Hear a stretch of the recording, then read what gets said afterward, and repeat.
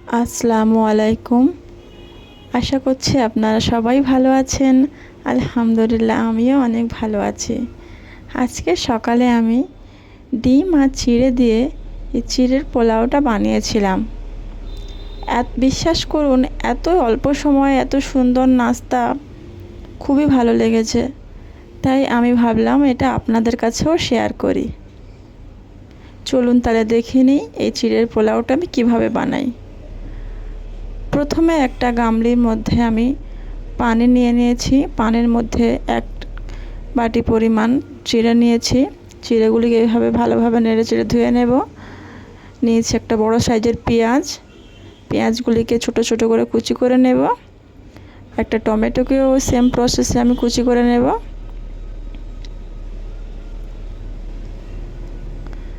একটা কাঁচা লঙ্কা কুচিয়ে নিলাম আর একটু ধনিয়া পাতা।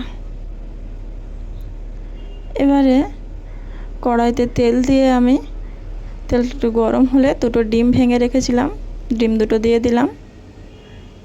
ডিম দুটো ভালো করে নেড়ে চেড়ে একটু লবণ দিলাম।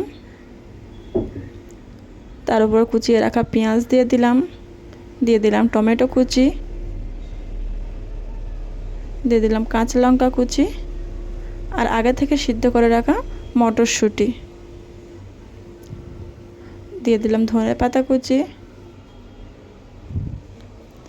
1 টেবিল চামচ আদা আর 1 টেবিল চামচ রসুন বাটা, 1/2 চামচ হলুদ গুঁড়া আর 1/2 চামচ লঙ্কার গুঁড়া, জিরে গুঁড়া দিলাম। দিয়ে সবগুলো আমি এরকম মিক্স করে নিলাম। দিয়ে দেব আগে থেকে ধুয়ে তুলে রাখা চিড়েগুলো। চিড়েগুলোকে আমি এইভাবে এর সঙ্গে সবজির সঙ্গে ভালোভাবে মাখিয়ে নিলাম।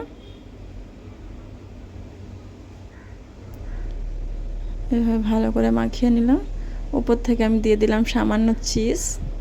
আমার ছেলেমেয়েরা একটু চিজ দিয়ে খাবার খেতে বেশি পছন্দ করে। দেখুন আমার চিড়ের পোলাও রেডি।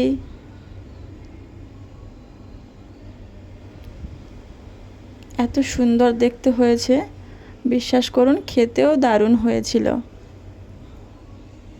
কত মজাদার দেখতে। আমার ভিডিওটি যদি ভালো লাগে লাইক শেয়ার কমেন্ট করবেন আর সাবস্ক্রাইব করতে ভুলবেন না।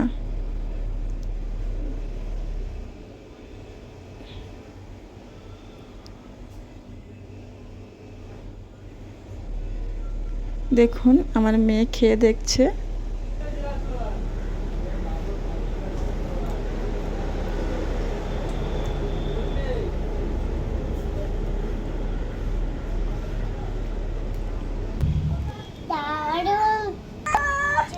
ধন্যবাদ।